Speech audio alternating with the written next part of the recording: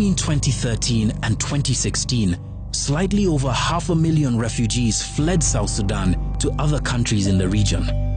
This number exploded in July 2016 at the start of the Second Civil War in South Sudan, as at the end of August 2018, there were 2.4 million South Sudanese refugees in other countries. And as the war raged, some were getting rich.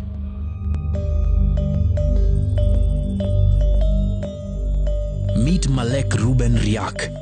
In 2013, he was a general in charge of logistics in South Sudan's army. That same year, he oversaw one of South Sudan's most controversial arms deals to date. One that went from China to Mombasa to Uganda and into South Sudan, the Norinco arms deal. The deal was between the government of South Sudan and Chinese arms manufacturer Norinco, and was for the supply of arms worth $38 million or 3.8 billion Kenyan shillings to the country. Dr. Majak Dagot was a junior minister in the Ministry of Defense, serving under Malek Ruben Riak. There were instances I flatly refused to sign certain contracts. One example is the contract with this arms company, Norinco, the Chinese company. I refused to sign that contract in early 2013. The vice of corruption had permitted all the institutions. The shipment included 45 assault tanks, grenade launchers, assault rifles, and pistols. Correspondence between Norinco's vice president Zheng Yi and Riak showed that the conflict that began on the 15th of December 2013 had complicated transport of their shipment, but that they were looking for a company that could take the weapons to South Sudan via Kenya and Uganda. The deal has shadows of another arms deal in which Kenya was said to have been involved.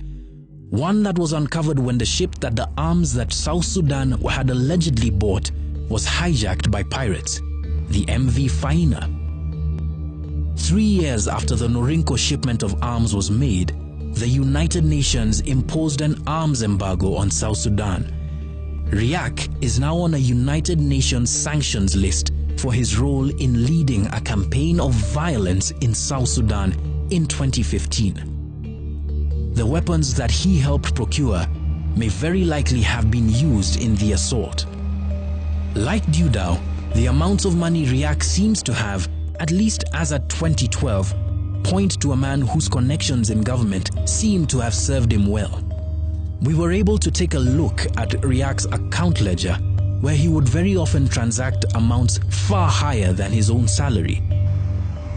Between 2012 and 2016, Malek accumulated more than $3 million in his account, mainly from the sale of explosives to his own government and private businesses operating in South Sudan.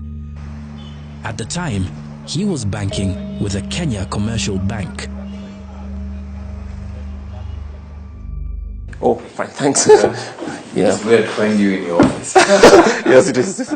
Yeah. The people in places of political power or even bureaucrats are circumventing law by passing some of their money, right, through local banks within East Africa. Now, because Kenya has a more developed financial sector than most of our neighbors, obviously it's clear some of that money is flowing through this place. Now, what does it expose? Of course, it just exposes us to, it's a reputational risk for our individual banks, but also for the country.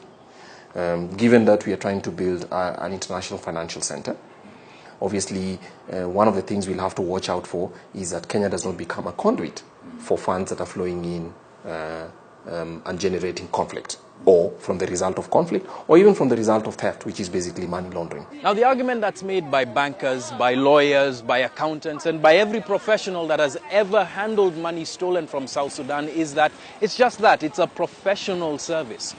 But all of that changes when you get into a refugee camp and you hear the stories of the people who that money could have affected, who the war would not have robbed of their loved ones. All of that changes.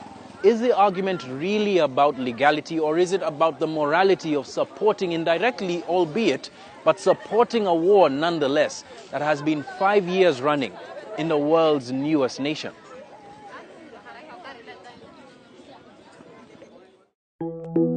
A confidential report from South Sudan's Auditor General obtained by the Sentry begins to show the full picture of, at best, how irresponsible people within the Bank of South Sudan are, or at worst, willful ignorance of banking laws that have benefited banks in the region. For example, $669 million, or 67 billion Kenyan shillings, was deposited in Stanbic Bank Kenya in the year 2012, which at the time was 95% of South Sudan's foreign cash reserves.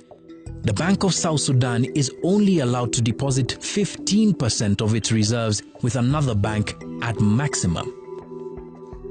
That same year, interest earned from the Bank of South Sudan's account was today's equivalent of slightly over 80 million shillings, was not recorded by the Bank of South Sudan, and there was, quote, no evidence that it had been received, end quote. Remember from earlier in this documentary, the check from Equity Bank worth $30,000 for the purchase of the property on which this house in Kampala's Buziga suburb sits? The role of banks in the region in handling the money of politically exposed persons ought to be questioned. In fact, in early September of 2018, Kenya's central bank fined 5 local banks, including KCB and Equity, for handling proceeds believed to have been stolen from Kenya's National Youth Service. Some of the people who transacted through these same banks, like Malek Ruben Riak and former Chief of General Staff Paul Malong, have international sanctions on them individually for some of the worst war crimes imaginable against millions of people. Kenya's Chief Administrative Secretary in the Ministry of Foreign Affairs, Ababu Namwamba, believes that this is more a matter of state sovereignty than basic humanity. Kenya has its way of handling this matter, in partnership, of course, with other interests. Because remember, this is not a one-nation agenda. Even if Kenya were to say we want to take particular action, a lot of these things include transboundary activities. Banking is not a one-point process. Banking is a web, is a global web. It's a complex global web. And that's why I keep on saying that if offenses are committed and they are proven to have been committed, the law will be enforced. The law will be enforced locally in terms of local legislation, and also international, because there are a lot of international laws against financial crimes or economic crimes or crimes of whatever complexion. You can do a letter to the IG, or you can... Kenya's police spokesman Charles Owino believes that it's a matter of diplomacy.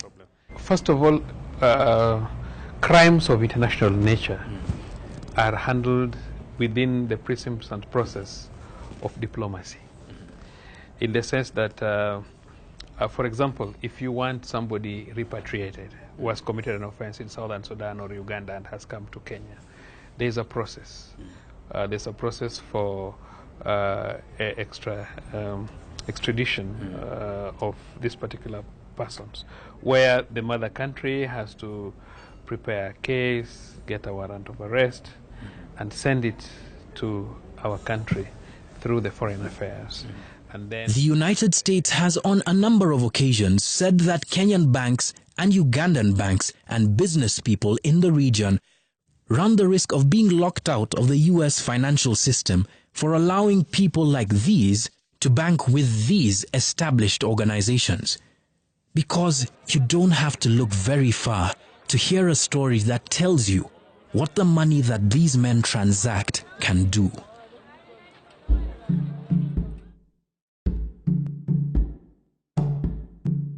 In Uganda, I met Rose, a refugee from South Sudan.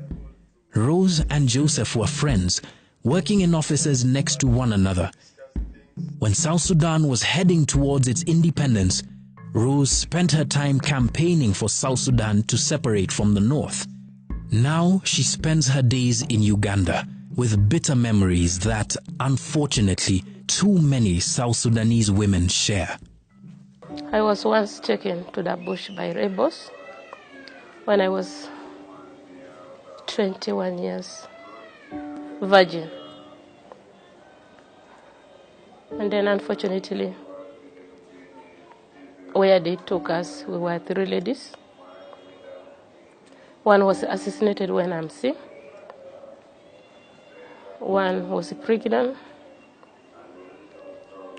We were separated, so was taken somewhere.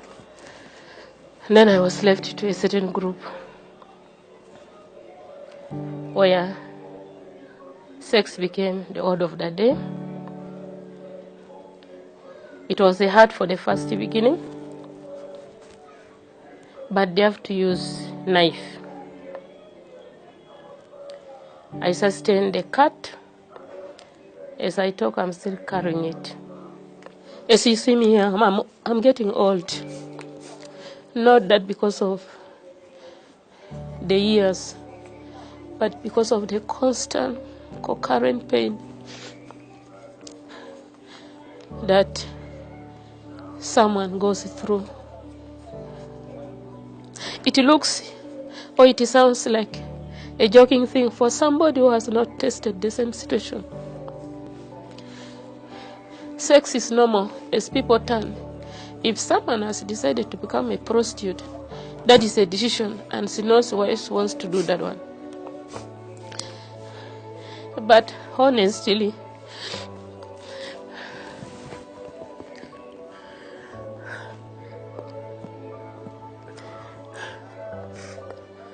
it's not seeing different pictures of men.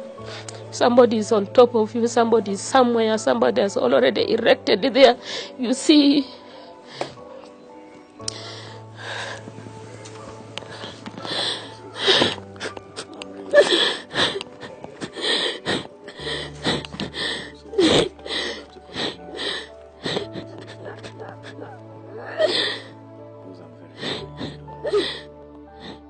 Joseph didn't know about what happened to his friend. I really feel bad because this is someone who is really helpful to the society. Her contribution is really great to the country. She inspired the community to vote for secession, and indeed it happened. So if she is actually brought to suffering like this, meaning that her energy, her effort, her contribution to the country is wasted. Why would anyone let this happen to even one person? Part of the answer may lie in the region's political relationship to South Sudan. Both Kenya and Uganda, as neighboring states, are not supposed to be actively involved in a partisan manner in South Sudan's internal affairs. We are one influential political actor in the region as well. It should be part of our foreign policy. And basically within our foreign policy is to ask, how do we make sure that we do not allow transactions to flow through Kenya or even within the region in a way that destabilizes the whole region? Because it has been established, this is not only by the US, and it's been established throughout the world, even in India, that kind of transaction, the problem with transactions that inflame conflicts is we could also suffer the backlash as well. Because it's possible as well for somebody to use those same systems or use those same weaknesses to destabilize the country internally as well. This shows you the connections and the linkages that our authorities within the region have in terms of dealing private businesses in the name of the public institutions. In all the theft and the region's complicity, it's easy to forget that South Sudan's other protagonist in the war, the SPLA in opposition, has also been at the feeding trough. Starved of hard cash, it is also stealing South Sudan's natural resources.